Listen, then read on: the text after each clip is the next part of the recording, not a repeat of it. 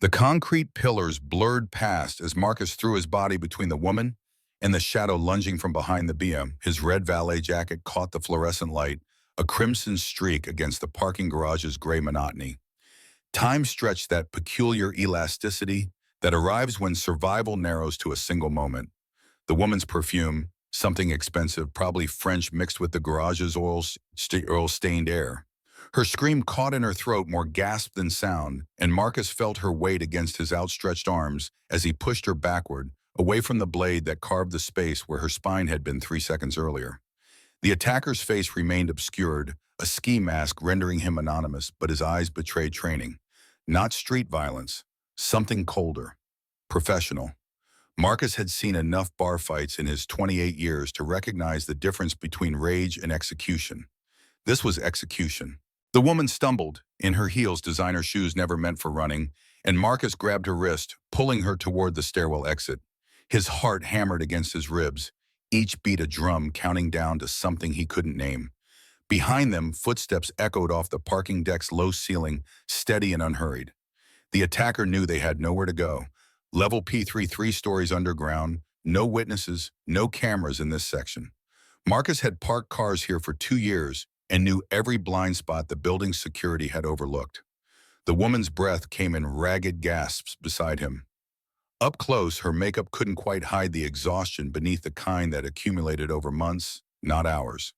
Her gray dress, tight and elegant, had seemed appropriate for whatever gala she'd attended. Now it marked her as prey. Too visible, too vulnerable. Marcus's mind raced through options, each one worse than the last. The stairwell door ahead, heavy steel, would slow them down.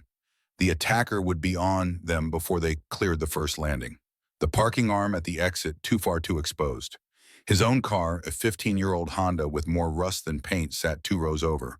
But fumbling with keys would get them both killed. The blade caught light again, closer now, and Marcus made the calculation that would define everything that followed. He stopped running, turned, put his body between the woman's and the knife for the second time in 30 seconds, arms spread wide like some absurd traffic conductor, and spoke the words that later he'd remember as the moment his ordinary life ended. "You want her? You go through me." The attacker paused, not from fear or hesitation, but from surprise. Valet attendants didn't do this. Minimum wage didn't buy heroism. The ski mask tilted slightly, reassessing, and in that fraction of a second, Marcus saw the future split into 2 paths. One led back to his studio apartment, his morning shift, his mother's medical bills. The other led somewhere darker, stranger with no map to guide him. He chose the second path, though he didn't know it yet. 24 hours earlier, Marcus Coleman had been worried about an entirely different kind of survival. The morning started with his alarm clock's death rattle at 5:15, same as every morning for the past 730 days. 2 years at the Meridian Plaza Hotel, parking cars for people who spent more on dinner than he made in a month. The math had become reflexive. A woman's bracelet, 3 months' rent. A man's watch, his mother's medication for a year. A car's rims enough to fix the leak in his ceiling that turned his bedroom into a percussion instrument every time it rained. Marcus rolled out of bed, feet hitting the cold floor of his studio apartment in Queens. 1,400 square feet of New York City life compressed into 320. The radiator clanked, providing heat on its own schedule, indifferent to the January cold pressing against the windows. He'd learned to sleep in layers, wake early enough to shower before the building's hot water ran out. Small efficiencies that separated those who survived the city from those who drowned in it. The mirror above the bathroom sink showed him the same face he'd been living with since high school, just with more shadows under the eyes now. Dark skin that his mother said came from his father's side, though Marcus had no memory of the man who'd left before his first birthday. Strong jaw, broad shoulders, the kind of build that made people assume he'd played football. He hadn't. Couldn't afford the equipment, the time, the luxury of extracurriculars when his mother worked 2 jobs to keep them fed.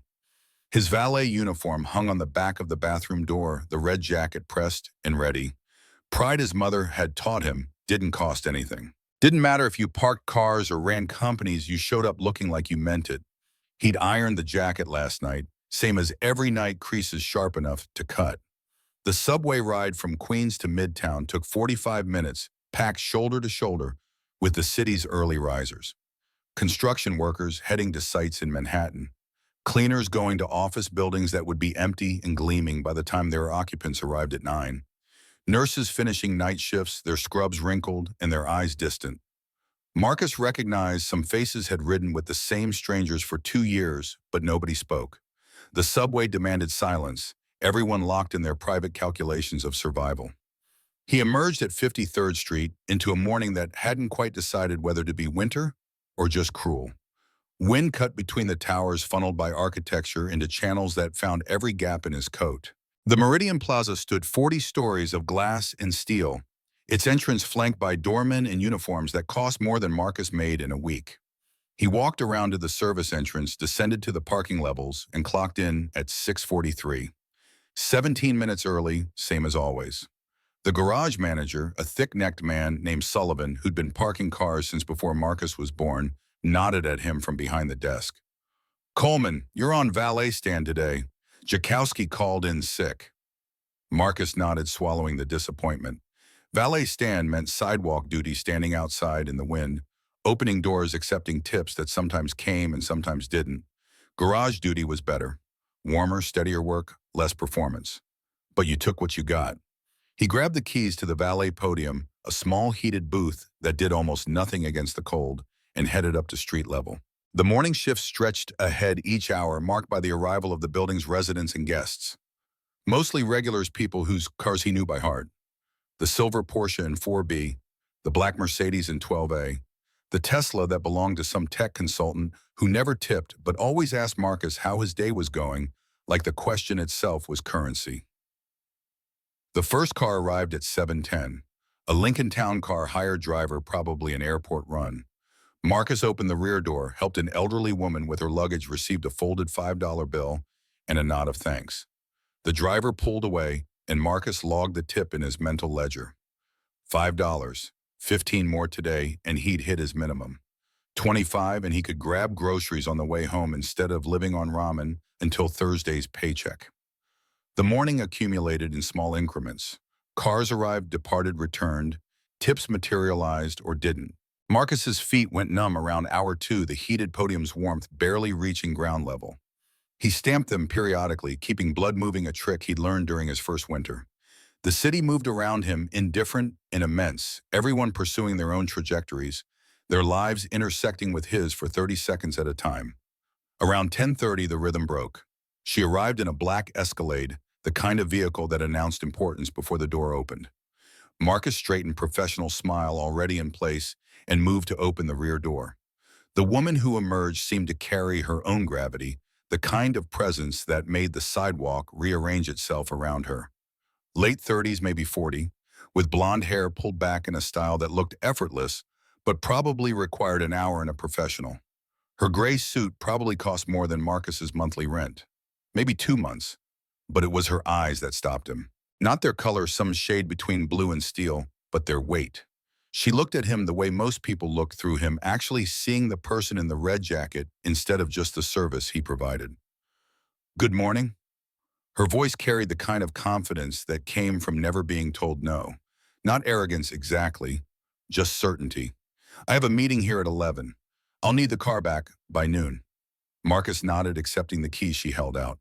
Their fingers brushed for a fraction of a second, and he caught a detail that didn't fit. Her hands were shaking. Barely perceptible, but there a tremor that contradicted everything else about her composed exterior. "Yes, ma'am. I'll have it ready." She paused, studying him with an intensity that made him want to check if his jacket was properly buttoned. Then she smiled, something genuine breaking through the corporate armor. "Vivian Sterling, I don't think we've met." Marcus blinked. In 2 years, exactly 3 people had introduced themselves to him. Everyone else just handed over keys and expectations. "Marcus Coleman, ma'am." "Marcus." She tested the name, nodding like it satisfied some internal standard. "Well, Marcus Coleman, try not to scratch it. The insurance paperwork is tedious." She turned and walked into the building before he could respond, heels clicking against the sidewalk with rhythmic precision. Marcus watched her go, then looked down at the keys in his hand. The Escalade hummed behind him, engine still running, and he realized he'd been standing there for 15 seconds, like an idiot. He drove the vehicle down to level P2, his usual spot for VIP cars, where they'd be protected from door dings and casual theft.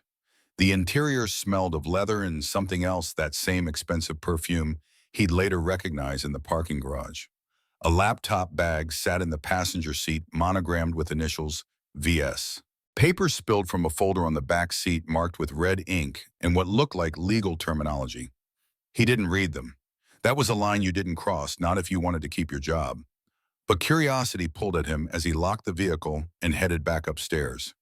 Vivian Sterling, the name rang familiar though he couldn't place it. Someone important, clearly. The kind of important that came with bodyguards and bulletproof glass, though he'd seen no evidence of either.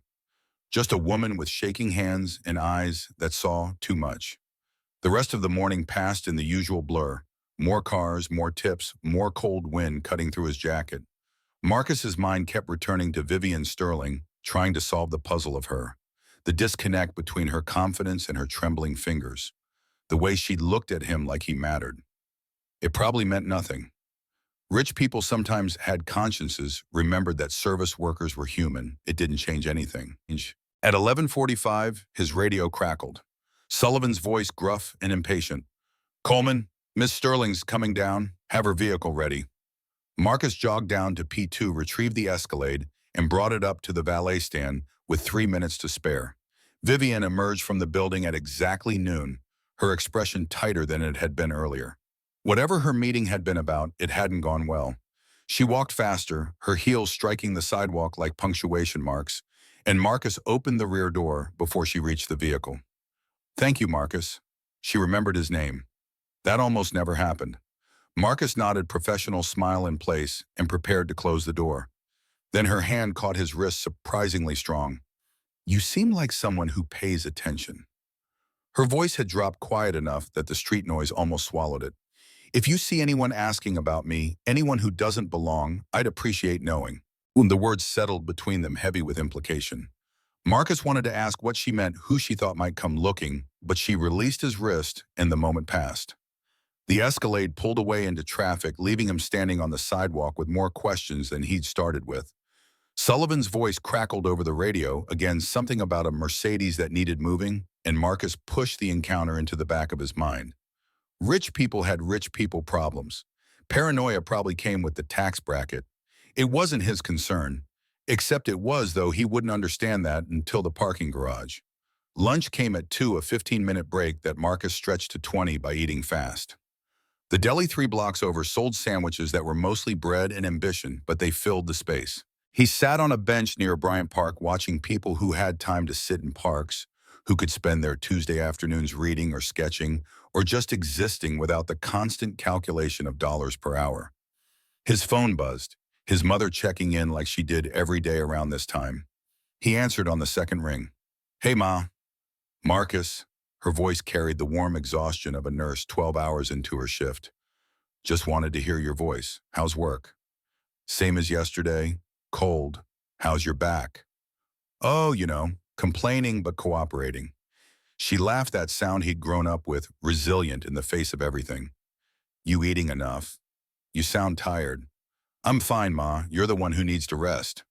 They talked for 7 minutes, the conversation following its familiar grooves. Her back pain that she refused to properly treat because the good physical therapy wasn't covered by insurance.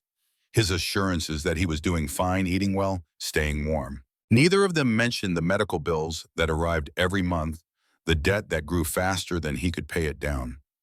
Some things live better unspoken. "I love you, baby. Be safe." "Love you too, Ma." He hung up and stared at the phone's cracked screen, calculating again. Physical therapy, $200 per session. 3 sessions a week for 8 weeks. $4,800. At his current savings rate, factoring in rent and food and the subway pass and the minimum payment on his credit card, he could afford it in approximately never. The math broke something in him every time he ran it. 28 years old, 2 jobs, the valet work, and weekend security shifts at a warehouse in Brooklyn, and he was still treading water. Drowning slowly, just organized enough to keep his head above the surface. The American dream had been sold to him in elementary school, that bright promise that hard work and determination would build a better life. Nobody had mentioned the price of that life or that hard work, mainly bought exhaustion. Marcus finished his sandwich, threw away the wrapper, and walked back to the Meridian Plaza. The afternoon shift awaited more cars, more strangers, more transactions that would be forgotten by everyone except him. He'd remember every tip, every slight, every moment of human connection in a job designed to erase him. The afternoon brought a Mercedes with a broken taillight and an owner who blamed Marcus for it. A heated argument with Sullivan about overtime requested but denied. A near miss with a taxi that ran the valet stand's loading zone. The usual catastrophes minor enough that they'd barely register in anyone else's day, but that accumulated in Marcus's chest like stones. Around 4:30, a man in an expensive suit emerged from the building, keys already extended. Marcus took them, logged the ticket, and headed down to retrieve the vehicle. A BMW pristine black parked on P3. He took the stairs instead of the elevator, using the movement to burn off frustration. P3 was quieter than the upper levels, less traffic, more shadows. The fluorescent lights flickered periodically, something maintenance had been promising to fix for 6 months. Marcus's footsteps echoed off concrete, lonely percussion in an empty space. He found the BMW, unlocked it, and slid into the driver's seat. The engine started, smooth German engineering purring to life, and Marcus was backing out when he noticed the other car. A black sedan, windows tinted too dark to be legal, parked 3 spaces over. Nothing unusual about that, except Marcus was certain it hadn't been there this morning. He knew every vehicle on P3 part of the job, and this one was new. He paused, engine idling, studying the sedan. Probably nothing. Someone visiting maybe, or a new resident. But Vivian Sterling's words echoed back. If you see anyone asking about me, anyone who doesn't belong, I'd appreciate knowing. The sedan's engine wasn't running, no signs of life inside, but Marcus felt watched.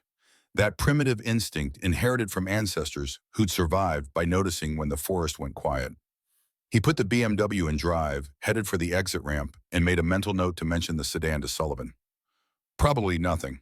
Almost certainly nothing. Except when he glanced in the rearview mirror, the sedan's headlights came on. Marcus delivered the BM, pocketed a $10 tip, and pushed the sedan from his mind. Paranoia was contagious, apparently. Vivian Sterling's nerves had infected him, turned routine work into mystery. He had 3 more hours on his shift, and dwelling on shadows wouldn't change his paycheck. The evening rush started around 6, a flood of residents returning from Manhattan offices, ready to hand off their vehicles and disappear into their apartments. Marcus fell into the rhythm, the choreography of doors opening and closing, of keys exchanged, and tickets validated. His feet had gone from numb to painful, the kind of deep ache that only a hot shower and 8 hours of sleep would fix. At 7:15, Sullivan's voice crackled over the radio again. "Coleman, you've got a request. Miss Sterling needs her vehicle brought up." Marcus felt something tighten in his chest. She'd said she'd need the car back at noon. It was past 7 now. He grabbed the keys from the board and headed down to P2. The Escalade sat where he'd left it, undisturbed, but something felt wrong. Marcus couldn't name it exactly, just a disturbance in the garage's usual atmosphere. He walked around the vehicle, checking for damage, finding nothing. Unlocked it, checked the interior. Everything exactly as he'd left it. He was climbing into the driver's seat when he noticed the envelope on the dashboard. White, unmarked, sealed. It definitely hadn't been there at noon. Marcus stared at it, his reflection distorted in the Escalade's tinted windshield, and made another calculation. Open it and risk his job. Ignore it and risk something harder to name. He opened it. Inside, a single sheet of paper printed in neat block letters. "They know where you live. 3 blocks from the Meridian Plaza. Trust no one from the building. If you want to survive this, meet me at Paulie's Diner on 8th Avenue at 10 p.m. Come alone. Tell no one." VS. Marcus read it 3 times, each reading making less sense than the last. Some kind of prank, maybe. A test. Rich people did strange things when they got bored. But Vivian Sterling hadn't seemed bored. She'd seemed frightened, and fear didn't lie the way boredom did. He tucked the envelope into his jacket pocket and drove the Escalade up to the valet stand. Vivian waited outside, same gray suit from earlier, but her hair had come partially loose from its restraint. Small imperfection that made her seem more human, more vulnerable. "Thank you, Marcus." She took the keys, then leaned closer, her voice dropping to that same quiet register from noon. "Did you find it?" He nodded, keeping his expression neutral. Around them, the street buzzed with rush hour chaos, too much noise for anyone to eavesdrop, but she acted like they were being recorded. Paulie's, 10 o'clock. I'll explain everything. She met his eyes, and whatever he saw there convinced him. Real fear. Not paranoia, not games. Please, I don't have anyone else I can trust. She was gone before he could respond, the Escalade merging into traffic, leaving Marcus standing on the sidewalk with a note in his pocket and a decision to make. Everything in him screamed to walk away. Whatever Vivian Sterling was tangled in it wasn't his problem.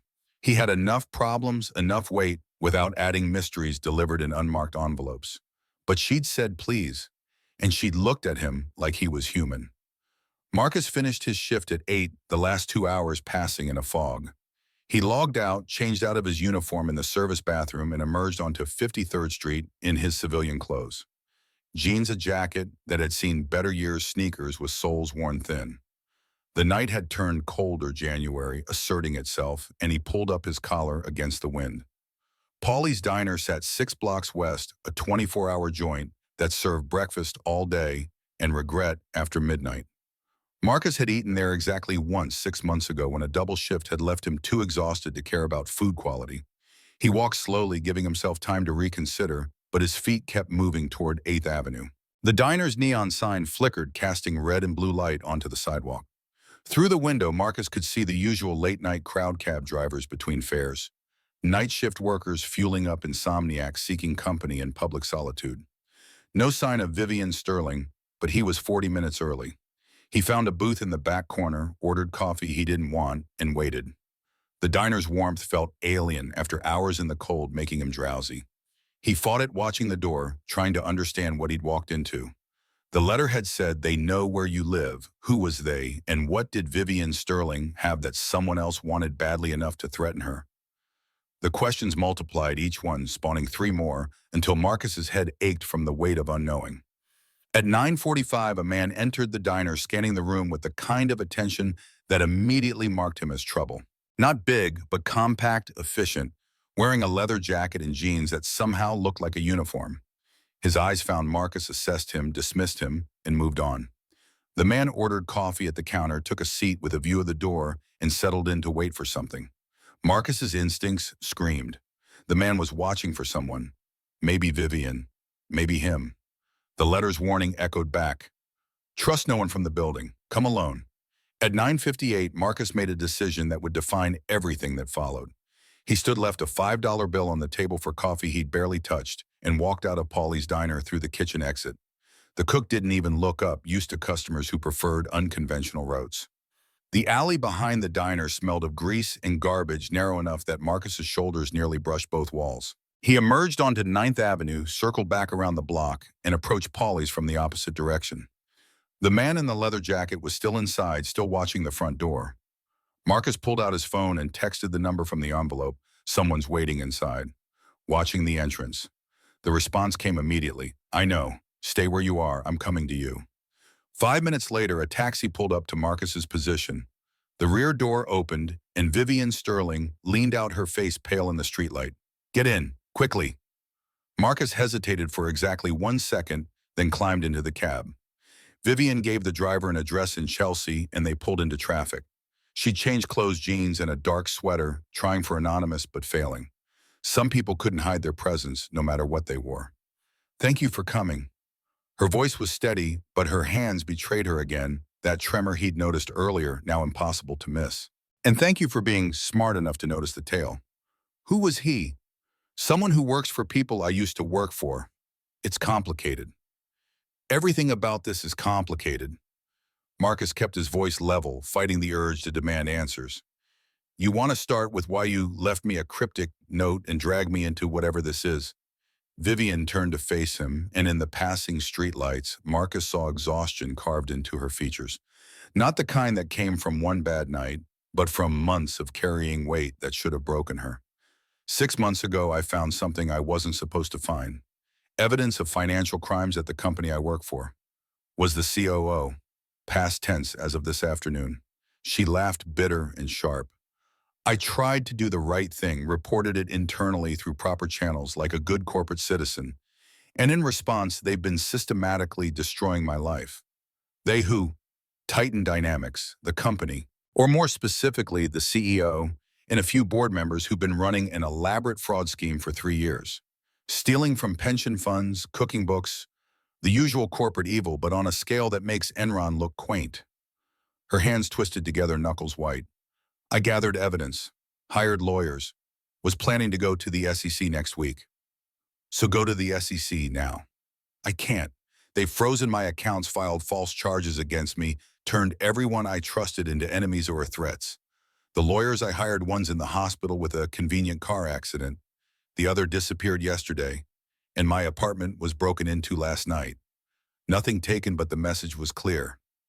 They can reach me anywhere. The taxi turned onto a quieter street, brownstones lining both sides, and Marcus processed what she told him. Corporate crime whistleblowing, lives destroyed for speaking truth to power.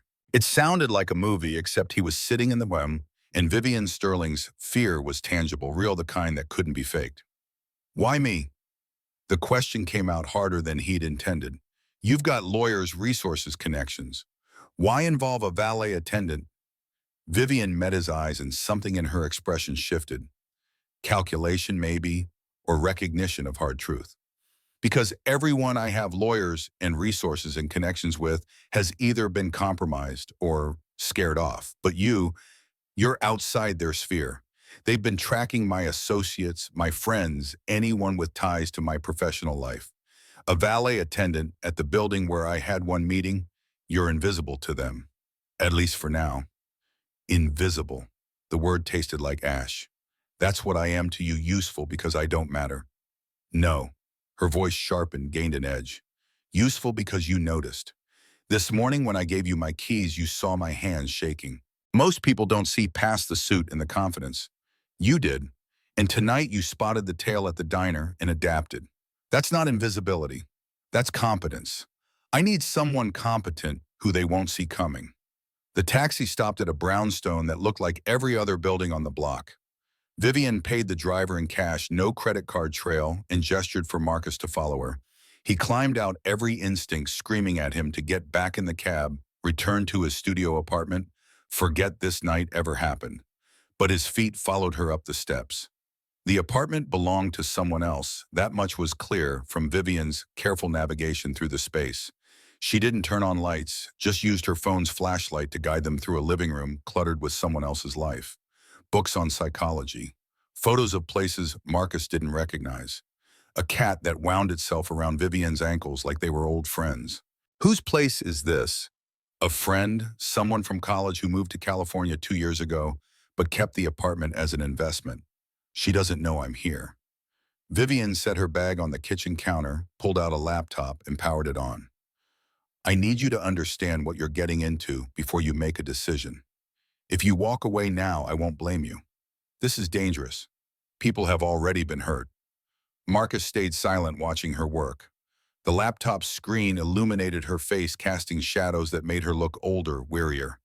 Files opened, spreadsheets scrolled past, and even from across the room, Marcus could see the numbers. Large numbers? Millions. Billions. Titan Dynamics handles investment portfolios for 300,000 clients. Retirement funds, pensions, college savings. We're talking about normal people's entire futures. Vivian turned the laptop so Marcus could see better. 3 years ago, the CEO, Richard Hawthorne, started diverting funds into shell companies. Small amounts, at first fractions of a percent. Enough to be profitable, but not enough to trigger audits. Over 3 years, he's stolen $800 million. The number hung in the air between them, too large to comprehend.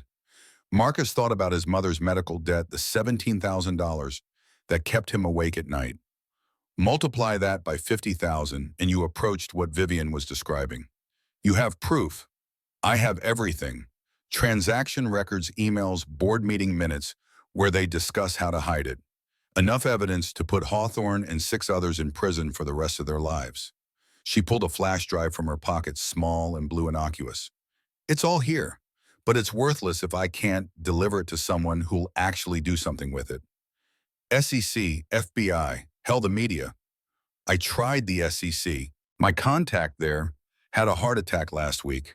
43 years old, marathon runner, perfect health. Heart attack. Vivian's voice went flat, reciting facts that threatened to break her if she felt them too deeply. FBI requires going through proper channels, which means lawyers, which means time I don't have. And the media Hawthorne owns stakes in 3 major news outlets. The others won't touch it without verification from official sources, which brings us back to the SEC or FBI. Marcus sat down heavily in a kitchen chair that creaked under his weight. The pieces were assembling into a picture he didn't want to see. A whistleblower with damning evidence, enemies with infinite resources, and a timeline counting down to something catastrophic. So what do you need me to do? Vivian closed her laptop, the screen going dark, and when she looked at him, Marcus saw the calculation behind her exhaustion. She'd been planning this, working through scenarios, deciding who she could trust and who she'd have to use. I need someone to hold this for me. She held up the flash drive. Not at your apartment, somewhere they won't think to look. Somewhere even I don't know about, so if they question me, I can't tell them. That's it. Hide a flash drive. For now, if something happens to me, if I disappear, if I have another convenient accident, I need you to get this to a journalist named Sarah Chen. She works for the Chronicle Investigative Division, and she's one of the few people in media with enough independence and integrity to run with it. Vivian pulled out a business card worn and creased. Promise me, if I don't contact you within 72 hours, find Sarah Chen and give her everything. Marcus took the card, the flash drive, and felt the weight of responsibility settle on his shoulders. This wasn't just hiding evidence. It was becoming part of something larger than himself, more dangerous than he could calculate. Why should I trust that you're telling the truth? The question came out quieter than he'd intended. For all I know, you're the criminal and Hawthorne's the victim. You could be scamming me. Vivian nodded like she'd expected this. Fair question. You shouldn't trust me. Trust this instead. She pulled out her phone, opened a video, and pressed play. The footage showed an office, expensive and sleek, with a view of Manhattan's skyline. 2 men sat across from each other, one young and nervous, one older and comfortable. Their voices came through clearly, the audio professionally recorded. The forensic accountant you hired is getting close, the younger man said. Sterling's trail is cleaner than we thought. She's documented everything. Then we removed the documents, the older man replied, his tone suggesting this was a minor inconvenience. And we removed Sterling. Make it look natural. A mugging gone wrong, car accident. I don't care about the method, just the result. The video ended. Vivian's hands were shaking worse now, no longer even trying to hide it. That's Hawthorne, recorded 3 days ago by a colleague who's since quit and moved to Canada. He sent it to me as a warning before he ran. She took back her phone, cradling it like something precious. So yes, I'm asking you to trust me based on very little, but I'm also telling you that if you walk away now, you're probably safe. They don't know about you yet. You can go back to your life, your job, your normal problems, or you can help me stop $800 million from being stolen and maybe save a few lives in the process. Marcus stared at the flash drive in his hand, blue plastic, lighter than air, but heavier than anything he'd ever carried. 72 hours, 3 days to hear from Vivian Sterling or take everything to a journalist he'd never met. 3 days that would either pass uneventfully or destroy his life. He thought about his mother. Nurse for 30 years, working double shifts to raise him alone, teaching him about dignity and pride, and doing the right thing even when it cost you. What would she say if she knew he'd walked away from this, that he'd chosen safety over justice because the risk was too high? She'd be disappointed. And Marcus couldn't live with disappointing her more than he already did every month when the bills came due and he couldn't pay them. I'll do it. The words came out steady, surprising him. I'll hold on to this, get it to Sarah Chen if you don't check in. But after that, I'm done. This isn't my fight. Vivian's relief was visible, a tension leaving her shoulders. Thank you. And Marcus, I'm sorry for dragging you into this. I know it's unfair. But you're helping save people who'll never know your name, never thank you, never understand what you risked. That matters, even if it doesn't feel like it right now. They left the apartment separately, Vivian first, Marcus waiting 10 minutes before following. The January night had turned colder, frost forming on the sidewalk, and Marcus walked toward the subway with the flash drive in his pocket and questions multiplying in his mind. What had he agreed to?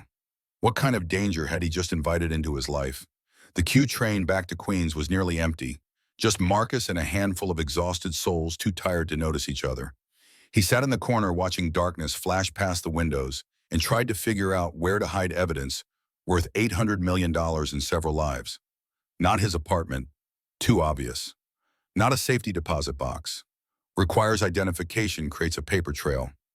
Not with friends he had exactly two, both struggling as hard as he was, and he wouldn't risk dragging them into this. The flash drive needed to disappear somewhere mundane, somewhere a billion-dollar corporation wouldn't think to look.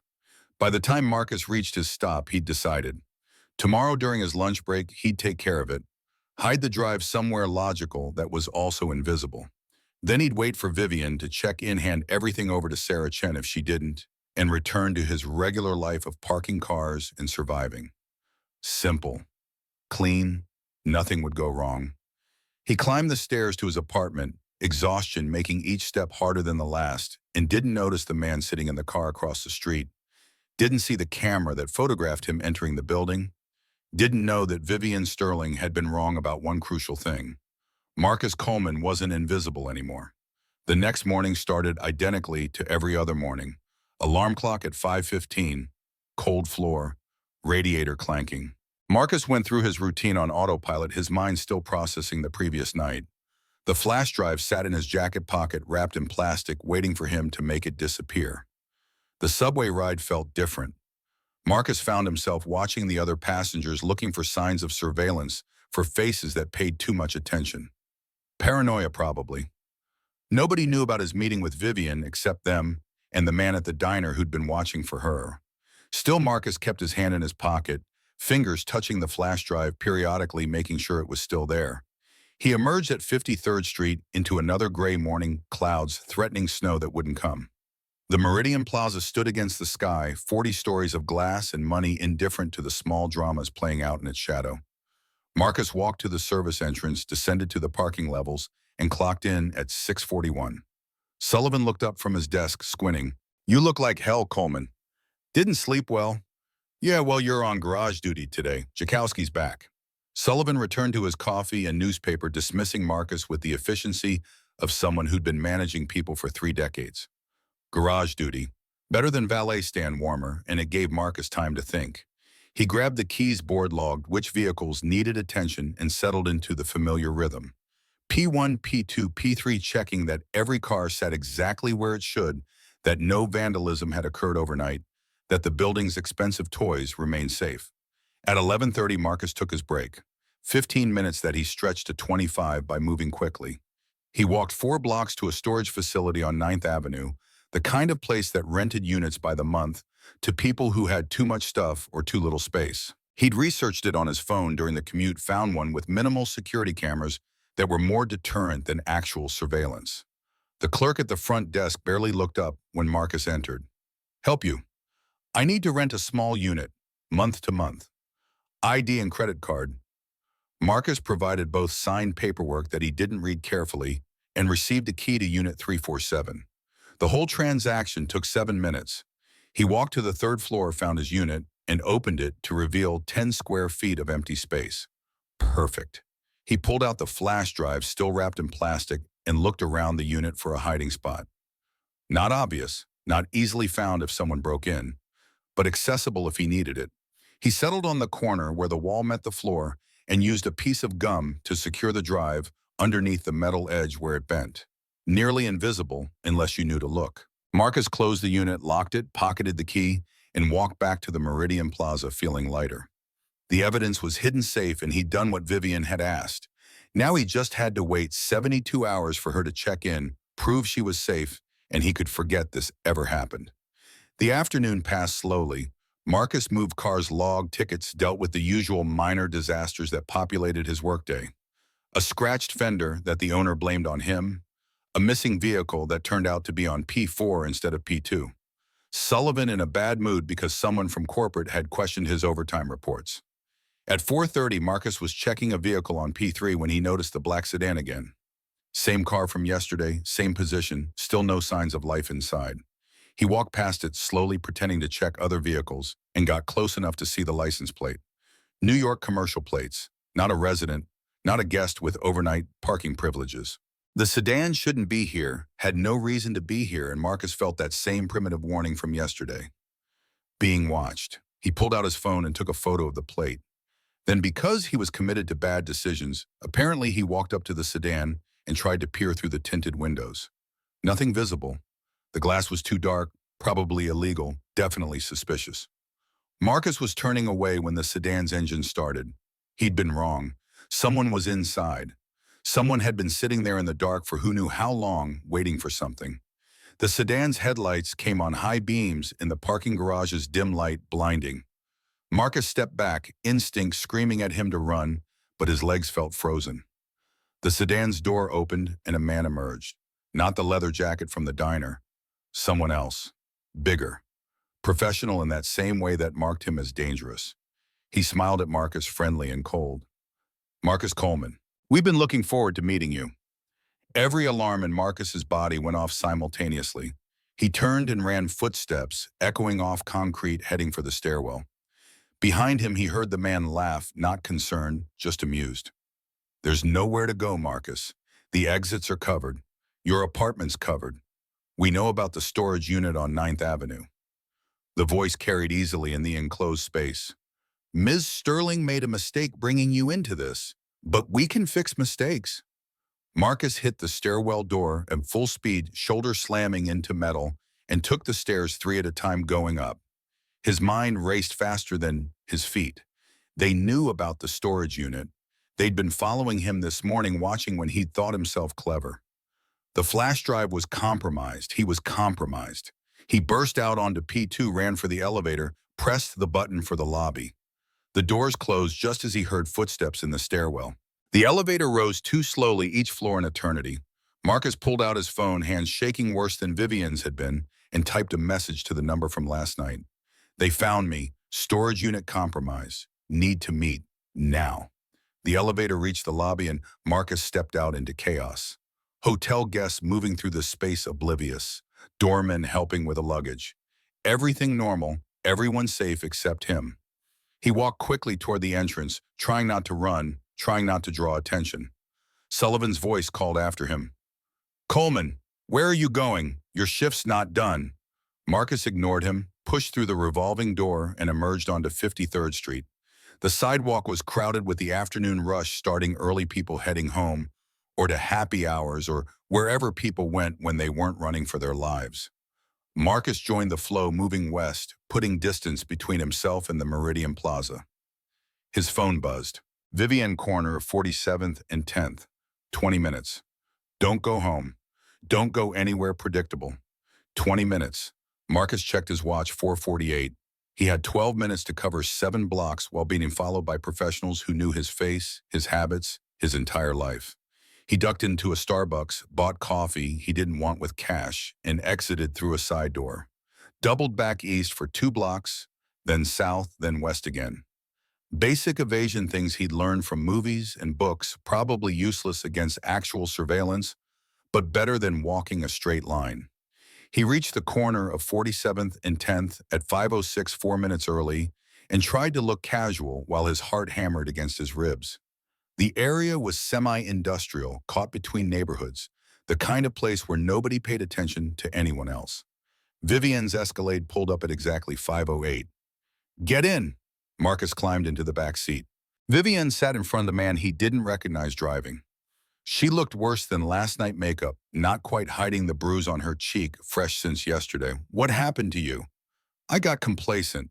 Thought I'd covered my tracks well enough to go home. I was wrong. She turned to look at him, wincing at the movement. They grabbed me outside my building this morning. Wanted to know where the evidence was, who I'd given it to. I didn't tell them. They know about the storage unit. I know. They were tracking your phone. My fault. I should have warned you to turn it off, use a burner. Vivian pulled out a new phone still in packaging. Use this from now on. Your old one is compromised. Don't go back to your apartment. Don't contact anyone you know. As of right now, you're a target. Marcus wanted to argue, to push back against the impossibility of what she was saying. Instead, he just felt tired. 24 hours ago, his biggest problem had been medical bills. Now he was running from corporate assassins because he tried to do the right thing. The flash drive, we have to assume they have it or will have it within the hour. They'll crack the storage unit's lock, find it, think they've won. Vivian smiled, sharp and dangerous. Except the drive they find won't have anything useful on it. Insurance policy I set up yesterday. Multiple copies, multiple locations. You were holding the decoy. Marcus stared at her, processing. You used me as bait. I used you as a test to see how quickly they'd find you, how complete their surveillance was. Now I know they're good, but not perfect. They found you at the storage unit, but not at the apartment in Chelsea. That's useful information. I could have died, but you didn't. Vivian's voice went cold corporate, the tone she probably used in boardrooms when reducing headcount to improve quarterly numbers. And now we know their capabilities. That knowledge helps us survive the next 72 hours. The Escalade turned onto a street Marcus didn't recognize, heading somewhere he couldn't anticipate. The driver said nothing, just followed whatever route Vivian had planned. Marcus felt the last of his normal life slipping away, replaced by something stranger and more dangerous. Where are we going? Somewhere safe, relatively. Vivian handed him the new phone. First, call your mother. Tell her you're taking a few days off, going upstate to clear your head. Something believable but vague. If they pressure you about where exactly you don't know, you're figuring it out. Keep it under 2 minutes. Marcus took the phone and dialed his mother's number from memory, his heart heavy with the lie he was about to tell. She answered on the 4th ring, breathless, like she'd been running. Hello. Ma, it's me. I'm using a friend's phone. Mine died. Marcus, baby, are you okay? You sound strange. I'm fine. Just stressed. I'm going to take a few days, maybe head upstate, try to clear my head. I wanted you to know so you wouldn't worry if you couldn't reach me. Silence on the other end, his mother processing. She'd always been able to hear through his lies sense when something was wrong. Marcus held his breath, praying she wouldn't push. You're sure you're okay? You're not in some kind of trouble? I'm sure, Ma. I just need a break. I'll call you in a few days. I love you, baby. Be careful. I love you too. He hung up the lie, sitting heavy in his chest. His mother didn't deserve this, didn't deserve to worry about him on top of everything else she carried. But bringing her into this would only put her in danger, give Titan Dynamics more leverage. The Escalade pulled into an underground parking garage, private and secure, attached to a building Marcus couldn't identify from the interior. Vivian led him through a service entrance, up 2 flights of stairs, and into an apartment that looked like it belonged to someone with money and no taste. Expensive furniture arranged without thought, abstract art that could have been upside down for all the meaning it conveyed.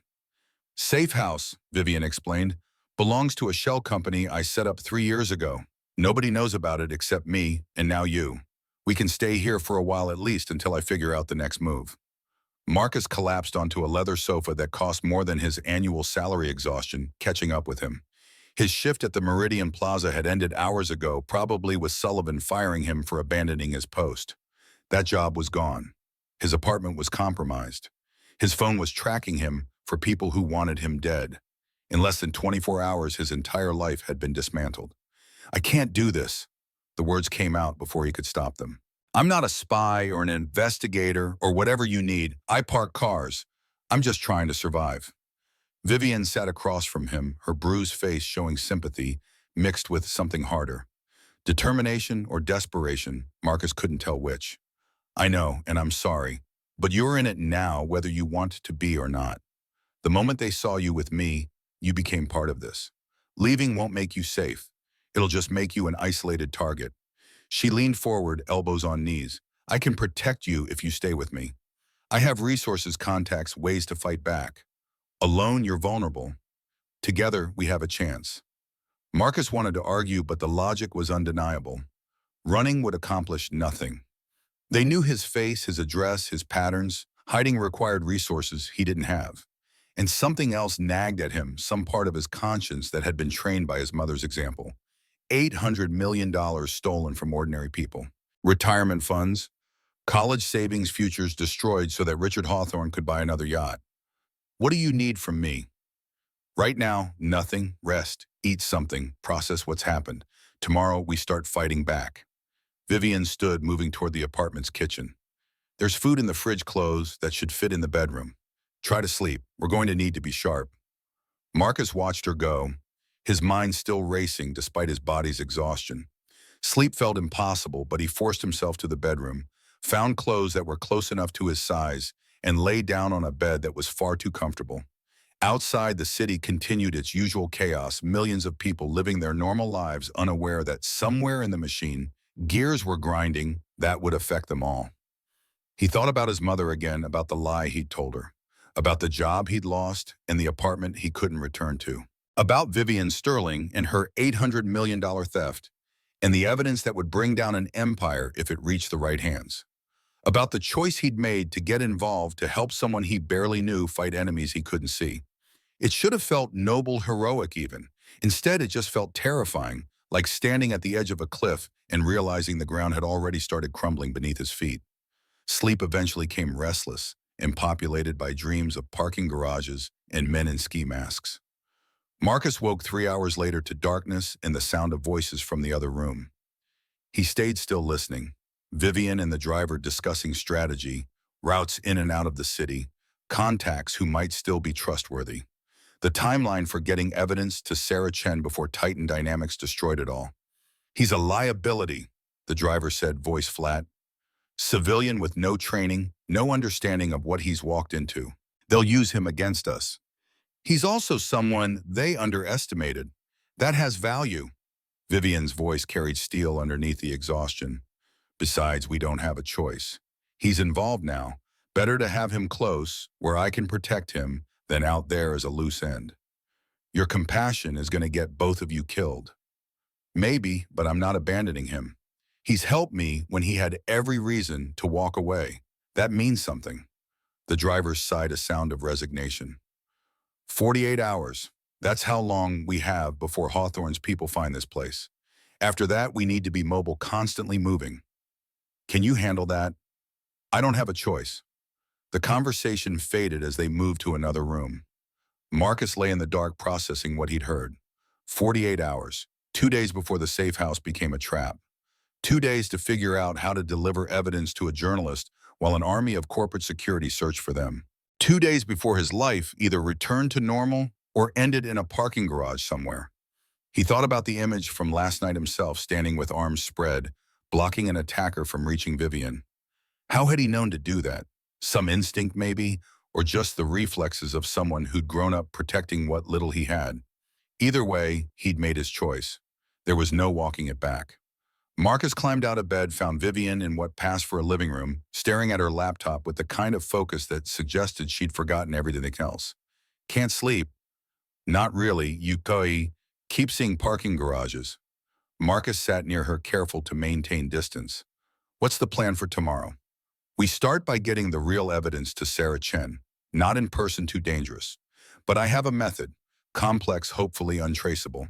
Then we wait for her to verify it, publish it, and hope that public exposure is enough to keep us alive. Vivian closed the laptop, rubbing her eyes. It's not a great plan. It has about 50 points where it could fail. But it's what we have. What happens if it works after Chen publishes everything? Hawthorne goes to prison. His accomplices go to prison. $800 million gets returned to the people it was stolen from. And I get to testify at about 6 different trials while looking over my shoulder for the rest of my life, because there's always someone willing to kill a whistleblower. She smiled, exhausted and genuine. But at least I'll have done the right thing. That has to count for something. Marcus studied her face in the laptop's glow, seeing past the bruise and exhaustion to something harder underneath. Vivian Sterling had chosen this path knowing what it would cost, had gathered evidence and hired lawyers, and risked everything because the alternative, watching $800 million vanish while 300,000 people lost their futures, was unacceptable. You could have run, left the country, disappeared, saved yourself. I could have, but then I'd have to live with myself knowing I'd chosen comfort over justice. Some people can do that. I can't. She met his eyes, that same directness from their first meeting. Neither can you, apparently. Otherwise, you wouldn't be here. She was right, and Marcus hated how right she was. He should be in his apartment, sleeping badly on his worn mattress, worried about medical bills and rent instead of corporate assassins and whistleblower protection. But his mother had raised him better than that, had taught him that some things mattered more than safety or comfort. Tomorrow, then, we get the evidence to Chen and hope she moves fast enough. Tomorrow, Vivian agreed. Try to get some sleep. It's going to be a long day. Marcus returned to the bedroom and lay down again, and this time sleep came easier. Morning would bring new problems, new dangers, but tonight he'd made his peace with the choice. He was helping Vivian Sterling fight against something larger and more corrupt than himself. It would probably destroy him, but at least he'd go down trying to do something that mattered. The parking garage waited in his dreams again, but this time when the attacker lunged with the knife, Marcus was ready. This time he knew what was coming and stood his ground not from surprise but from decision. The blade came at him in slow motion, giving him time to calculate trajectories to position himself perfectly between threat and target. This time he chose to be there in the gap where ordinary people became heroes or corpses, depending on luck and timing. And when he woke with dawn light filtering through unfamiliar windows, Marcus realized the dream had been less nightmare and more preparation, his subconscious trying to ready him for what was coming. Whatever that was. Dawn broke over the safe house with the kind of pale light that promised nothing good. Marcus stood at the window, watching the city wake up below millions of people starting their Tuesday routines, oblivious to the war being waged in the margins. His reflection stared back at him from the glass, a stranger wearing his face, someone who'd crossed a line he couldn't uncross.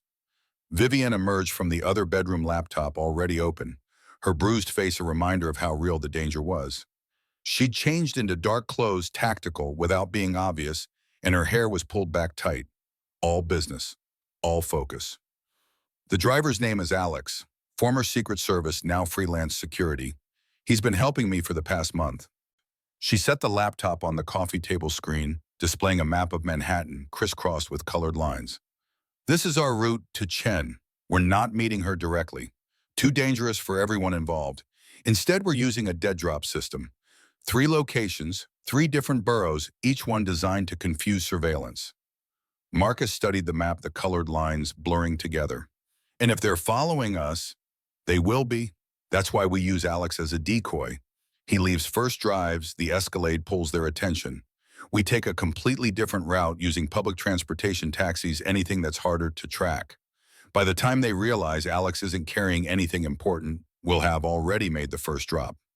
The plan felt like something from a movie, which meant it was either brilliant or catastrophically stupid. Marcus couldn't tell which. He grabbed coffee from the kitchen, expensive stuff, the kind he'd never bought for himself, and returned to find Vivian pulling items from a backpack. Burner phones. Cash. A taser that looked like it had seen use. Can you use this? She held up the taser. Point and shoot. More or less. Hopefully you won't need to, but hope isn't a strategy. She handed it to him along with one of the burner phones. Stay close to me. Don't use your real name with anyone. If we get separated, the phone has one number programmed. Call it and I'll find you. If I don't answer within an hour, assume I've been compromised and get yourself somewhere public. Police station, hospital, anywhere with cameras and witnesses. Marcus pocketed the items, feeling their weight like accusations. 24 hours ago, the most dangerous thing in his life had been crossing Midtown traffic. Now he was carrying a weapon and memorizing escape routes. Alex appeared from the apartment's 3rd bedroom, moving with the kind of efficiency that marked years of training. He barely acknowledged Marcus, just nodded to Vivian, and held up car keys. Ready when you are. I'll give you a 30-minute head start, then pull out. Should draw most of their attention. Most isn't all, Vivian said. Most is the best we get. Alex headed for the door, paused. Sterling, don't do anything stupid trying to protect the civilian. He's already compromised. Minimize your exposure. Noted. Alex left and the apartment fell into tense silence. Vivian packed the laptop into a messenger bag along with several flash drives, presumably the real evidence, the stuff worth dying for. Marcus watched her work, methodical and practiced, someone who'd spent the past 6 months preparing for exactly this moment. The twist, Marcus said, the word catching in his throat. When does everything go wrong? Vivian's hands paused on the bag's zipper. Probably around the 2nd drop. That's when they'll realize Alex is a decoy and redirect resources. We'll have maybe 15 minutes of breathing room before they locate us. That's when it gets interesting. Interesting? Great word choice. She smiled, sharp and tired. I'm an optimist.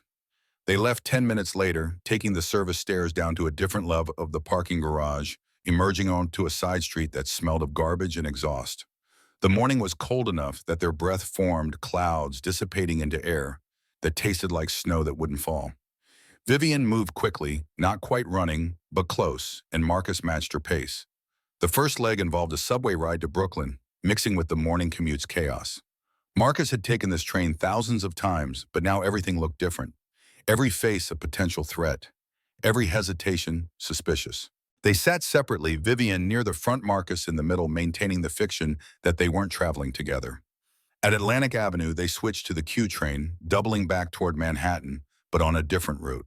The crowds thinned as they moved away from the major hubs, giving Marcus too much space to think. He studied Vivian from across the car, trying to reconcile the confident executive from yesterday with the fugitive he was helping now. Both versions were real, he realized. The suit and the bruise, the boardroom and the safe house.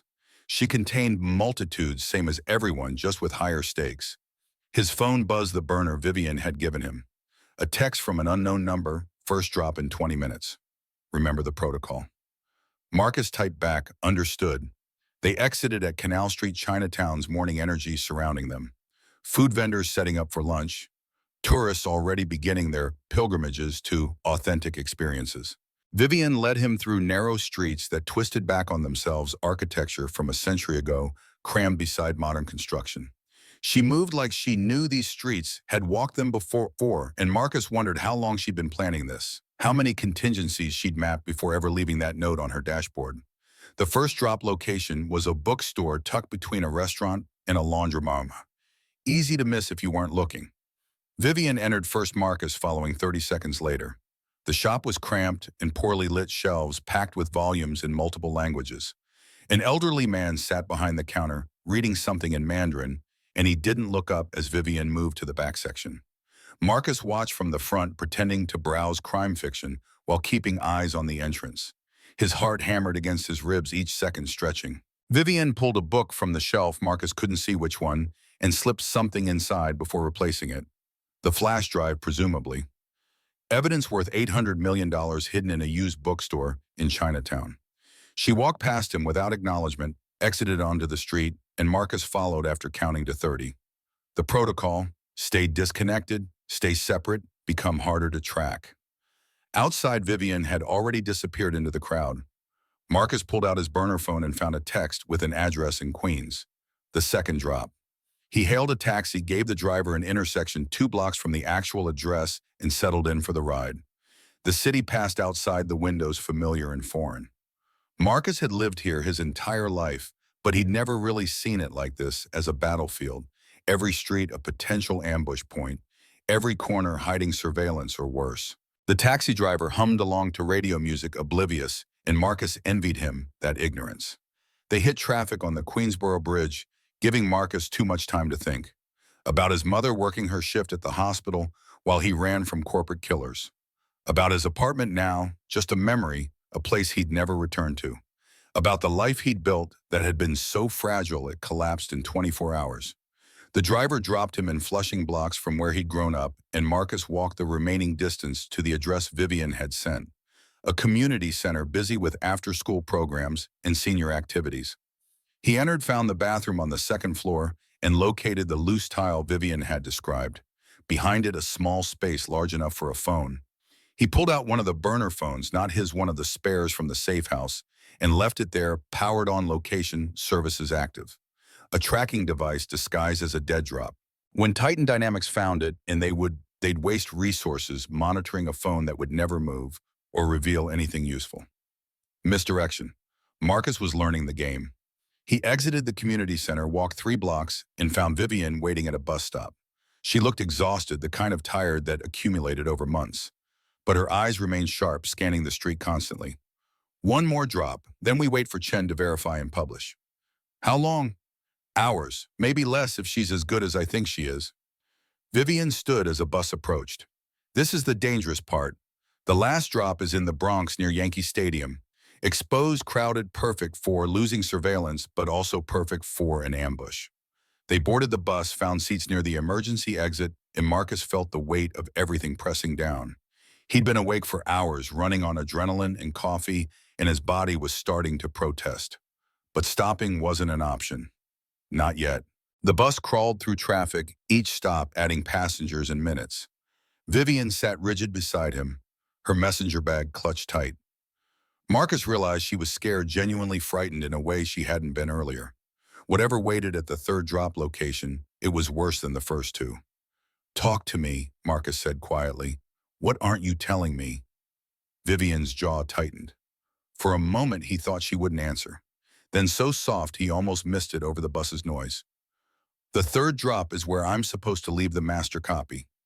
Everything, every document, every email, every piece of evidence I've gathered. If they intercept it, we have nothing. Chen has nothing. 800 million stays stolen and Hawthorne wins. So why risk it? Why not send digital copies? Because courts need originals for chain of custody. Digital can be dismissed as fabricated, manipulated, untrustworthy. Physical documents with metadata and fingerprints and paper trails, those are harder to dismiss." She turned to look at him, and Marcus saw genuine fear now. This is the moment. The next hour decides everything. The bus reached their stop near Yankee Stadium, the massive structure looming against gray sky. Game day crowds hadn't started yet, but the area buzzed with activity. Vendors setting up, security patrols. Vivian led Marcus to a parking garage, another goddamn parking garage, like his life had become an endless loop of concrete and fluorescent lights. This one was public, attached to the stadium, multiple levels of chaos. Vivian moved to level 3, section D, and stopped at a specific pillar marked with graffiti. She pulled the messenger bag off her shoulder, retrieved a manila envelope thick with papers, and taped it to the back of the pillar, where it wouldn't be visible unless you knew to look. Marcus kept watch, scanning the level for threats. Too many shadows. Too many blind spots.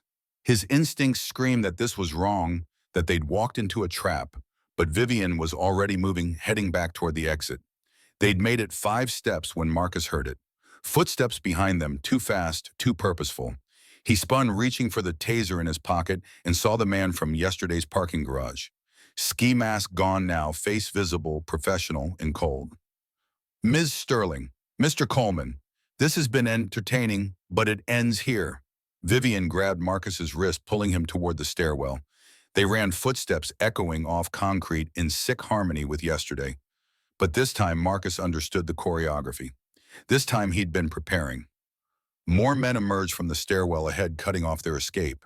3 of them, all carrying the same professional efficiency as weapons. Vivian skidded to a stop, breathing hard, and Marcus felt her calculating odds that didn't favor them. "The evidence is already gone," Vivian said, voice steady despite everything. "In Chen's hands. You're too late." The man from before laughed, genuinely amused. "Is that what you think, that we'd let you run around the city for hours without knowing exactly what you were doing?" He pulled out his phone, showed them a screen displaying the bookstore, the community center, this garage. "We've been tracking you since you left the safe house. Every drop location monitored. Every piece of evidence we let you plant so we'd know what you had and where you put it." The words hit Marcus like physical blows. They'd been played. The entire morning, every precaution useless against an enemy with infinite resources. He looked at Vivian, saw her face go white, saw 6 months of work and sacrifice crumble. "Alex," her voice came out broken, "was very helpful once we explained his options. Family in Maryland, you know. People get attached to family." The man pocketed his phone. "Now, you have 2 choices. Give us the passwords to decrypt the files, or we start making this unpleasant." Marcus's mind raced through options, each one worse than the last. They were surrounded, unarmed beyond a taser that would maybe take down one man before the others reacted. The evidence was compromised. Alex had betrayed them. Everything was falling apart. Then Vivian did something that surprised everyone. She laughed. Not hysteria, but genuine amusement, the kind that came from seeing a punchline everyone else missed. "You think I'd trust Alex with everything, that I'd be stupid enough to put all my faith in one person?" She pulled out her phone, not the burner, her original, the one that was supposed to be compromised. "The drops you monitored, decoys. Busy work to keep you occupied while the real evidence was being delivered by someone you never saw coming." She pressed a button on the phone's screen. Somewhere in the distance, Marcus heard sirens. Not 1 or 2, many, growing louder. "I called the FBI 3 hours ago. Gave them everything. And I told them that if I didn't check in by noon to assume I'd been killed and to raid Titan Dynamics immediately with prejudice. Vivienne checked her watch. It's 11:58. You have 2 minutes to decide if you want to be here when federal agents arrive. The professional's face shifted, calculation replacing confidence. He looked at his men at the exits at Vivienne's calm expression, making math that didn't add up the way he wanted. This isn't over. Yes, it is. You just don't know it yet. The men retreated, melting into the garage's shadows, and Marcus felt his legs go weak. He'd been seconds from something terrible, and Vivienne had bluffed their way out using resources she shouldn't have had. The FBI, Marcus managed. You called the FBI. Hours ago, from the safe house, while you were sleeping. She was already moving again, pulling him toward a different exit. Come on. We need to be somewhere public when they arrive. Witnesses matter. They emerged onto street level just as police cars rounded the corner, followed by unmarked vehicles that screamed federal. Vivienne flagged down a patrol car, showed ID that Marcus hadn't known she carried, and started talking to officers who looked overwhelmed. Within minutes, they were surrounded by law enforcement questions coming faster than answers. Marcus stood off to the side, watching it all unfold. Vivienne animated and urgent, explaining about Titan Dynamics and Richard Hawthorne and $800 million. Officers on radios calling in backup, establishing perimeters. The machinery of justice grinding into motion, slow and powerful. A woman approached Marcus, FBI credentials already displayed. Middle-aged, sharp eyes, the kind of person who'd seen everything twice and believed nothing once. You're Marcus Coleman. We need to ask you some questions. Am I under arrest? Not yet. But you're a person of interest in a major financial crimes investigation. So let's talk. They talked for 3 hours in a room at Federal Plaza that smelled like old coffee and frustration. Marcus told them everything, meeting Vivienne, the note, the storage unit running from Titan Dynamics security. The agent took notes, occasionally asking clarifying questions, never indicating whether she believed him. Finally, she closed her notebook. You're free to go, for now. Don't leave the city. We'll have more questions. Marcus found Vivienne in a different interview room, looking even more exhausted than before, but also relieved. She smiled when she saw him, something genuine breaking through the professional mask. They're moving on Hawthorne. Warrant-issued assets frozen, the full treatment. Her voice carried satisfaction mixed with exhaustion. It's over, or at least the first part is. What happens now? Trials, testimony, years of legal proceedings while lawyers argue over every comma. She stood, gathered her things. But the evidence is safe. Chen already has her copy. I actually did send it to her this morning before we left the safe house. Today was about making sure Hawthorne's people couldn't suppress it. Marcus followed her out of Federal Plaza and onto the street where afternoon had turned to evening without him noticing. The city looked the same as always, indifferent to the drama that had played out in its margins. People hurried past, chasing their own emergencies and joys, and Marcus felt the disconnect between his experience and theirs. I need to tell you something. Vivienne stopped walking, turned to face him. Something I should have mentioned earlier, but couldn't without compromising everything. Marcus braced himself for another revelation, another twist. Your father, the one who left when you were a baby. His name was David Coleman. He worked for Titan Dynamics 15 years ago in their accounting department, and he found evidence of fraud even back then, smaller scale, but the same pattern. Her voice went soft. He tried to report it. They made him disappear, made it look like he'd abandoned his family, destroyed his credibility, erased him from every record that mattered. The words hit Marcus like a train. His father, the man who'd left without explanation, who his mother never spoke about, who existed only as absence and questions. He'd been a whistleblower. He'd tried to do the right thing and paid for it with his life. How long have you known? Since I started investigating Titan Dynamics and found old personnel files. I recognized your last name when you told me, did some digging, confirmed the connection. Vivienne met his eyes. I'm sorry, I should have told you sooner, but I needed you focused, not distracted by personal history. Marcus wanted to be angry, to rage at her for the manipulation, but he was too tired, too wrung out, and the revelation felt like closure instead of betrayal. His father hadn't abandoned them. He'd been murdered for trying to stop the same crime Vivienne was stopping now. Did they kill him? I don't know. The records suggest yes, but there's no proof. He disappeared in 2010, and no one's seen him since. She touched his arm gentle. If there's evidence of what happened to him, the FBI will find it now. With Hawthorne in custody, everything gets investigated. They walked together through the evening streets, two people who'd survived something impossible and now had to figure out what came after. Marcus's phone, his real phone, recovered from evidence buzzed with messages. His mother frantic, asking where he was. Sullivan from the Meridian Plaza telling him he was fired. Friends he hadn't spoken to in months curious about why his face was on the news. He'd deal with all of it later. Right now, he just needed to breathe. Vivian hailed a taxi, gave an address Marcus didn't recognize. Come on, you need food and rest in that order. We can figure out everything else tomorrow. The safe house had been compromised, so they went to a hotel in Midtown, anonymous and secure enough. Vivian paid cash, used a fake name, and they took a room on the 8th floor with a view of nothing important. Marcus collapsed into a chair that was more comfortable than his bed at home and finally let himself feel everything he'd been suppressing.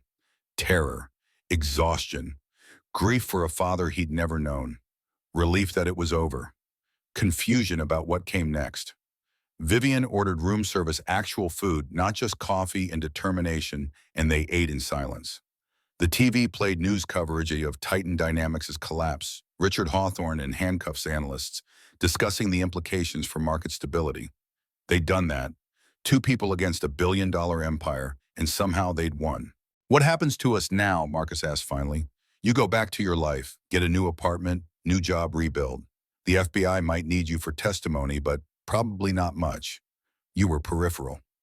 Vivian set down her fork, food mostly untouched. I testify at every trial, spend the next 3 years reliving the worst period of my life, and hope that protective custody is enough to keep me alive. That's it. We just separate and pretend this never happened. What else is there? She sounded genuinely curious. We're not friends, Marcus. We're trauma-bonded survivors of a situation neither of us wanted. When the adrenaline fades, we'll realize we have nothing in common except shared nightmares. He wanted to argue, but she was probably right. They'd been thrown together by circumstance, not choice. Once the trials ended and the danger passed, they'd drift apart the way people always did. Still, something in him resisted the easy dismissal. My father tried to stop Hawthorne. You actually did it. That has to mean something. It means justice occasionally functions. Don't make it more than it is. Vivian stood, moved to the window. You're a good person, Marcus. You helped when you could have walked away. But good people don't survive prolonged exposure to this world. They get corrupted or broken or killed. Go back to parking cars. Find a life that doesn't require watching your back. Marcus wanted to protest, to insist he could handle whatever came next. But exhaustion won out over pride. He'd been awake for almost 40 hours running on fumes and fear, and his body finally demanded rest. He took the bed closer to the door, old instinct from sharing rooms with his mother, when money was tightest, always putting himself between her and danger. Sleep came fast, dragging him under before he could overthink anything. The dreams returned, parking garages and men in masks, and his father's face that he'd never actually seen but imagined anyway. Running through concrete spaces that multiplied endlessly, always pursued, never escaping. When he jolted awake 3 hours later, heart hammering, Vivian was still at the window, silhouetted against city lights. Can't sleep either. Marcus's voice came out rough. Too much adrenaline, too many questions about what comes next. She turned from the window. I've been thinking about what you said, about meaning. Maybe you're right. Maybe it does matter that we stop them. Does that change anything? No, but it helps. She moved back to her chair, and in the dim light, Marcus could see the bruise on her face had darkened. Thank you for everything, for being braver than you had to be. Marcus nodded, not trusting words. They sat in comfortable silence until dawn began painting the sky outside, two people who'd survived the impossible and now faced the harder task of living with it. When morning came, they'd separate, return to their different worlds, carry the weight of what they'd done alone. But for now, in the quiet hours before sunrise, they had this. Shared understanding, mutual respect, the knowledge that they'd stood against something monstrous and won. It would have to be enough. 3 weeks passed before Marcus understood that survival and safety were different things. The apartment Vivian helped him secure, paid for with reward money, The FBI offered informants sat in Astoria, Queens, close enough to his old neighborhood that the streets felt familiar, but far enough that memories didn't ambush him at every corner. 2 rooms, decent heat windows that locked properly. More than he'd had before, less than he'd dreamed. The arithmetic of his new life calculated in small improvements. His mother had cried when he'd finally told her an edited version of the truth. Not the danger, not the corporate assassins, just that he'd helped expose fraud and had to disappear for a while. She'd held him like he was 6 years old again, scraped knees and broken pride, whispering that his father would have been proud. The words had broken something in Marcus that he hadn't known needed breaking. The news cycle had devoured Titan Dynamics' collapse with predictable enthusiasm. Richard Hawthorne in handcuffs became every network's favorite image, symbolic of corporate greed finally facing consequences. $800 million recovered and returning to victims. Pension funds restored. College savings accounts refunded. 300,000 ordinary people whose futures had been saved by a whistleblower and a valet attendant nobody bothered naming. Marcus watched it all from his new apartment, unemployed and restless, trying to figure out who he was supposed to become. The Meridian Plaza had fired him, obviously. Sullivan had left 3 voicemails, each one angrier than the last, about abandoning his shift and embarrassing the hotel. Marcus deleted them without listening past the first minute. Other jobs existed, other parking garages, other uniforms, other chances to be invisible while serving people who never looked. But something had shifted in him during those 48 hours running from Titan Dynamics. Some understanding that invisibility was a choice, not destiny, and he could choose differently. The problem was figuring out what different looked like. On a Wednesday morning, that felt like every Wednesday morning except for the way it didn't. Marcus's burner phone rang. The one Vivian had given him that he'd kept charged out of habit or hope. Her voice came through, scratchy but unmistakable. "Marcus, I need you to meet me, today. It's important." "I thought we were done. You said—" "I know what I said. I was wrong. There's something you need to see. Something about your father." The words cut through his resistance like a blade. 20 minutes later, Marcus was on the N train heading into Manhattan, watching his reflection in the darkened window. A man who'd changed in ways he couldn't quite articulate, carrying weight that didn't show, but made itself felt in how he moved through the world. They met at Bryant Park, the place Marcus used to eat lunch during his valet shifts, back when his biggest concerns were medical bills and rent. Vivian sat on a bench near the fountain, looking better than she had 3 weeks ago. The bruise had faded. Her clothes suggested she'd stopped running, started sleeping. But her eyes carried the same wariness, the permanent vigilance that came from knowing how fast safety could shatter. "You look good," Marcus said, sitting beside her. "Lying doesn't suit you." She smiled, tired but genuine. "Thank you for coming. I wasn't sure you would." "You mentioned my father. That's not something I can ignore." Vivian pulled a folder from her bag, worn manila, containing papers that had the weight of significance. She held it for a moment, like passing it to Marcus would cross some threshold neither of them could uncross. The FBI investigation into Titan Dynamics turned up old files. Archived material from 15 years ago, when your father worked there. David Coleman, junior accountant, 32 years old, married with a 1-year-old son. She opened the folder, showing Marcus documents he'd never seen. Personnel files, performance reviews, a photo of a man who looked like an older version of Marcus's reflection. He found irregularities in the accounts, early versions of what Hawthorne would later expand into full-scale fraud, and he reported it just like I did. Marcus stared at his father's face, trying to reconcile the stranger in the photo with the absence that had shaped his life. Strong features, kind eyes. Someone who'd chosen the principle over safety and paid for it. What happened to him? They didn't kill him. That's the first thing you need to know. Richard Hawthorne wasn't CEO yet, but he was CFO, and he was the one who handled your father's complaint. Vivian pulled out more documents, bank records, and transactions.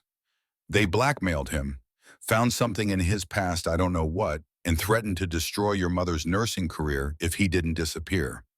So he took money, $50,000 paid in cash, and vanished. Made it look like abandonment so you and your mother would be safe. The information settled over Marcus like snowfall, cold and transformative. His father hadn't abandoned them. He'd sacrificed himself, chosen their safety over his presence. The math Marcus had done his entire life Calculating worth in dollars and hours had missed the largest variable. Love that looked like absence. Protection disguised as betrayal. Where is he now? Montana. Small town near Glacier National Park. He's been working construction, living under a different name, sending money anonymously to your mother whenever he could afford it. Vivian handed Marcus a piece of paper with an address. The FBI found him during the investigation. He's willing to meet you if you want. No pressure, but I thought you deserved to know the truth. Marcus held the paper, his father's address in handwriting that wasn't his father's, and felt 15 years of anger dissolve into something more complicated.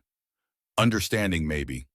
Or just exhaustion from carrying resentment that no longer had a target. Why are you telling me this? Why not just let it stay buried? Because you deserve better than I gave you. I used you, Marcus. Told myself it was necessary, that the stakes justified the manipulation. But you risked everything for me without knowing the full picture, and the least I owe you is truth. Vivian's voice carried genuine regret. Your father tried to stop them and failed. You tried and succeeded. That's not coincidence. That's who you are. They sat in silence while the park moved around them, people pursuing their ordinary Wednesdays. Marcus thought about Montana, about meeting a father who was a stranger, about whether forgiveness was something you gave or something you performed. The answer felt too large for one morning in Bryant Park. There's something else. Vivian pulled out another document, this one crisp and official.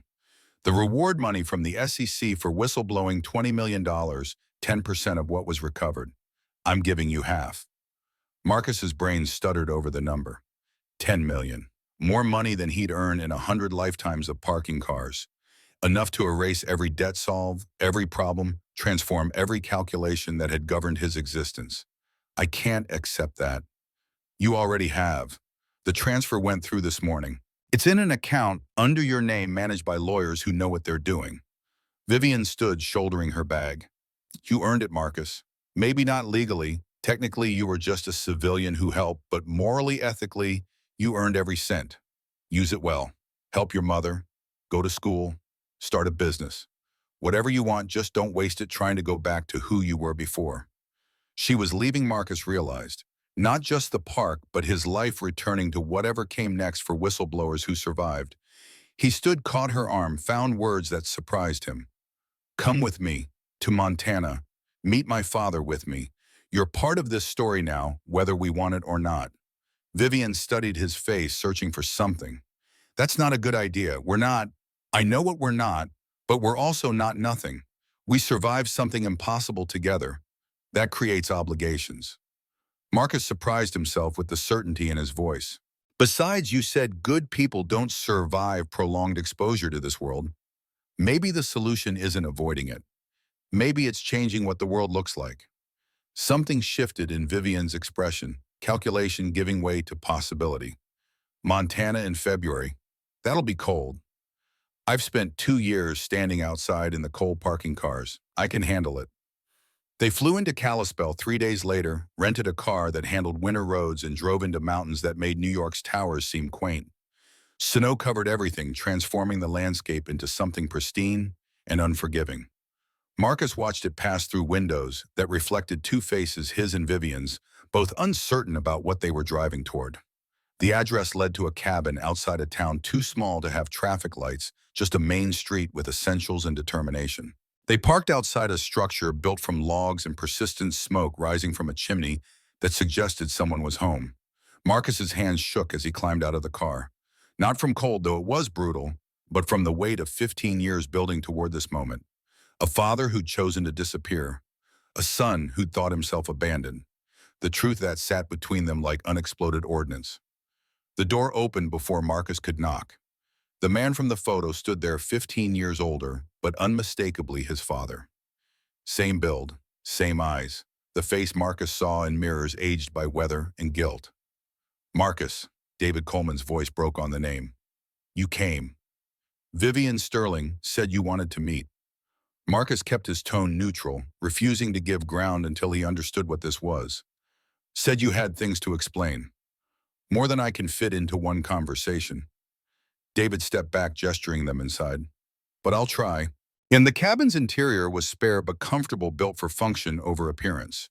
A wood stove providing heat, furniture that looked handmade, photos on the mantel showing Marcus at every age, school pictures his mother must have sent without telling him, evidence of a father who'd watch from distance, present through absence.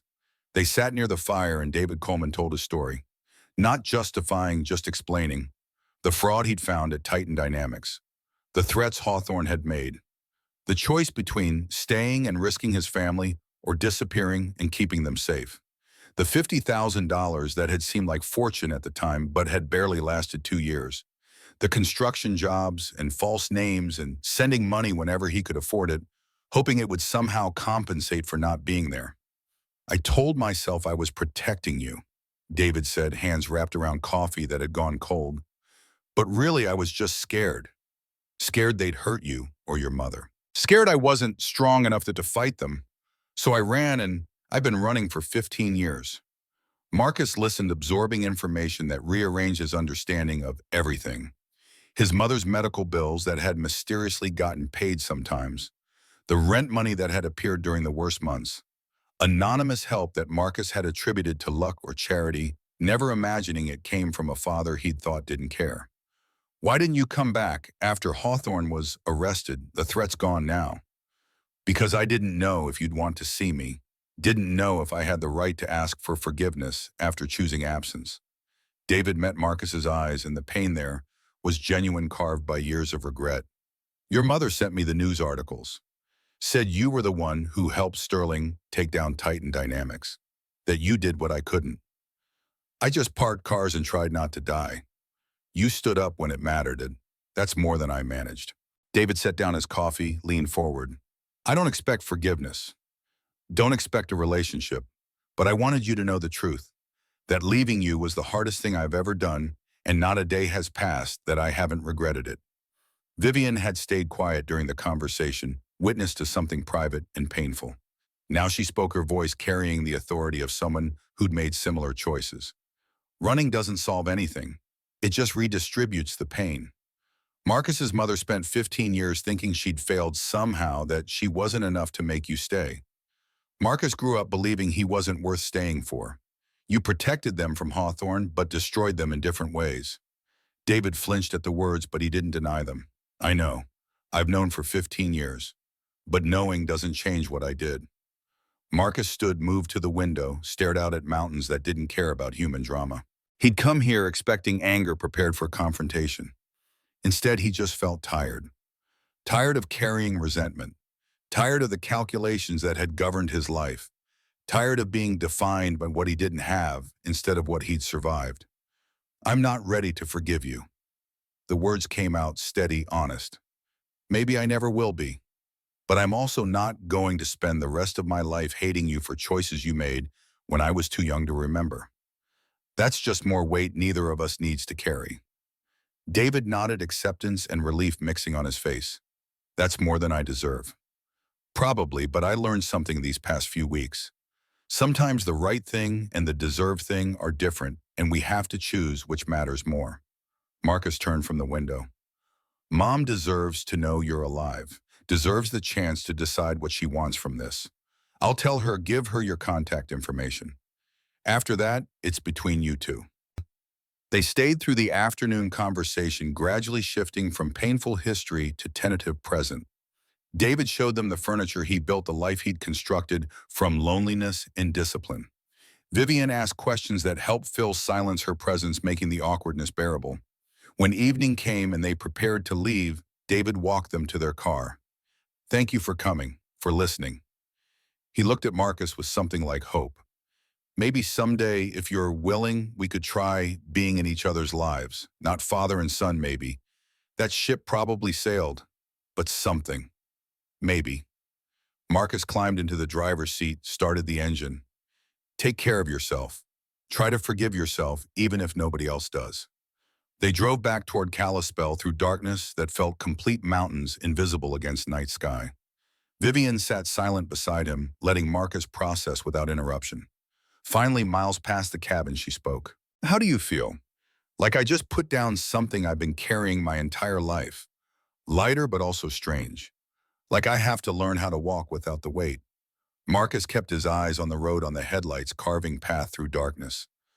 Thank you for pushing me to come, for being here. I needed it too. Needed to see that sometimes the story doesn't end with betrayal or death. Sometimes people just make terrible choices they spend years regretting. She paused, then added quietly, I've been thinking about what you said, about changing what the world looks like. And maybe you're right. Maybe the solution isn't running from the system, but building something better. Using the resources we have now, money connections, attention to help other whistleblowers. People who find themselves in the situation I was in, who need support to do the right thing. Marcus glanced at her, saw conviction forming behind exhaustion. Like a foundation, like a purpose. The Sterling Coleman Foundation for Corporate Accountability, providing legal support, protection, resources for people who to speak truth to power, making sure what happened to your father doesn't keep happening. Her voice gained strength as she spoke, the idea taking shape. We can't undo the past, but we can maybe prevent some futures from turning out the same way. The idea settled between them, impossible and necessary.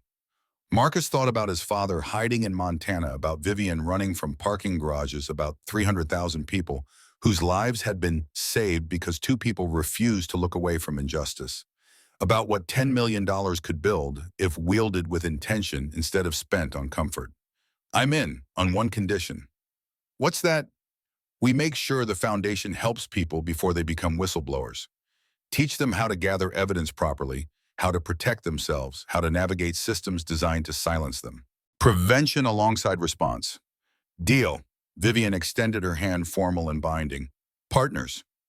Marcus shook it, feeling the calluses from his valet, years against her professional grip. Two people from different worlds connected by trauma and decision, choosing to build something meaningful from wreckage. They flew back to New York the next morning, the city's skyline appearing through clouds like a promise or threat, depending on how you looked at it. Marcus felt the shift as they descended, leaving Montana's mountains for concrete and steel, returning to the place where everything had started and would now continue differently.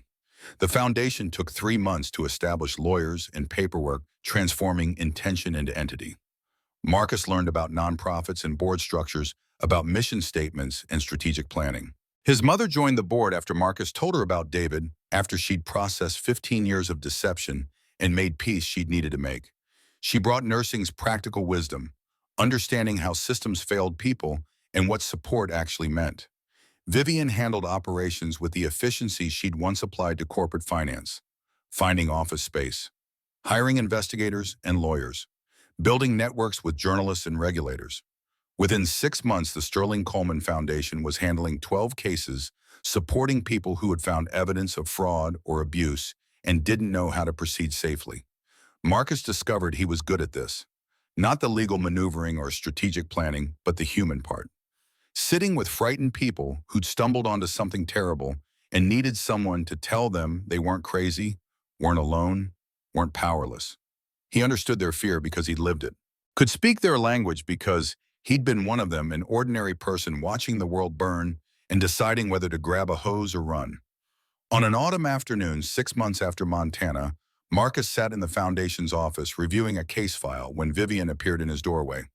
She'd been testifying at Richard Hawthorne's trial, the third one, and exhaustion lined her face, but also satisfaction.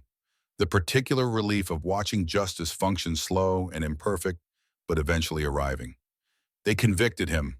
Hawthorne, all counts, sentencing next month, but the prosecutor says he's looking at 25 years minimum. Marcus closed the file, letting the victory sink in. We did it. We did. Vivian leaned against the doorframe. Strange how it doesn't feel different. I thought I'd feel relief or triumph or something dramatic. Instead, I just feel tired and ready for the next case. That's how you know it's real work instead of revenge. Work doesn't end. It just continues. They sat in comfortable silence, two people who'd saved each other and discovered that salvation was ongoing, not a single moment, but a choice renewed daily. The office window showed Manhattan's evening rush, millions of people navigating their own crises and victories, the city's eternal churn. Marcus thought about the man he'd been a year ago, parking cars, calculating survival in dollars per hour, invisible to everyone, including himself. That person felt distant now, not worse or better, just different. He'd learned what he was capable of when circumstances demanded it, and that knowledge changed everything. My father called yesterday, Marcus said. He's thinking about moving back. Not to New York, but closer. Maybe Philadelphia. Wants to try being part of my mother's life again, if she'll let him. How do you feel about that? Like it's not my decision. They're adults who need to figure out their own relationship. I've got enough to handle without managing their reconciliation. Marcus stood, stretched muscles that had gotten used to desk work. But I hope they figure it out. Hope they find whatever peace looks like for them. Vivian smiled, tired and genuine. You've changed. From the guy who stood between me and a knife in a parking garage. More confident, less reactive. I learned from a good teacher. Someone who showed me that ordinary people can fight systems that seem invincible. That invisibility is a choice, not destiny. Marcus grabbed his jacket from the chair. You heading home? Eventually, want to grab dinner first, celebrate Hawthorne's conviction properly. They ended up at Paulie's Diner, the place where everything had started, the decoy meeting that had begun their partnership. The same neon sign flickered outside. The same waitress took their order without recognition. Everything familiar, everything changed. Over mediocre food and excellent coffee, they talked about the foundation's future, cases they were building, people they were helping, the slow work of changing systems from inside, using resources they'd won to protect others traveling similar paths. Sometimes I wonder what would have happened if you'd chosen someone else that morning, Marcus said. If you'd handed your keys to a different valet and involved someone else in your fight. I think about that too, but I didn't. I chose you because something in your face told me you were someone who saw people. And I was right. Vivienne set down her coffee. We're not heroes, Marcus. What we did wasn't heroic. It was just necessary, and we were the ones who happened to be there. But maybe that's enough. Maybe the world changes not through grand gestures, but through ordinary people deciding they're tired of looking away. They paid the bill, left Paulie's Diner with its flickering neon, and stood on the sidewalk where a year ago everything had been impossible. Now it was just difficult, which felt like progress. Vivian hailed a taxi heading uptown. Marcus would take the subway back to Queens, their paths diverging as they always did, connected by shared history and common purpose. Same time tomorrow, Vivian asked from the taxi's door. Same time tomorrow, Marcus confirmed. He watched her drive away, then descended into the subway's familiar chaos. The Q train carried him toward home through tunnels he knew by heart, past stops that marked his old life and his new one. When he emerged in Astoria, the evening air held autumn's promise. Summer's heat finally breaking change, arriving the way it always did, gradually, then all at once. His apartment waited, small and sufficient, filled with furniture he'd chosen instead of inherited. Photos on the walls showing his mother Vivian, even David from Montana. Evidence of a life built intentionally instead of survived through.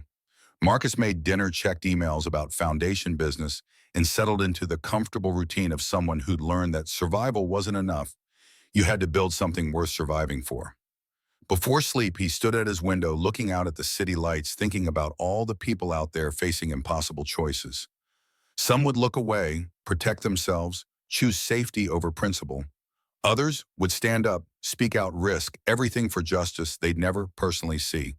And a few would find themselves in parking garages with knives at their throats, forced to decide in seconds what they'd been preparing for their entire lives without knowing it. Marcus hoped they'd choose courage, hoped they'd find someone to stand beside them when courage wasn't enough. Hoped they'd survive to build something better from the wreckage of fighting systems designed to crush them.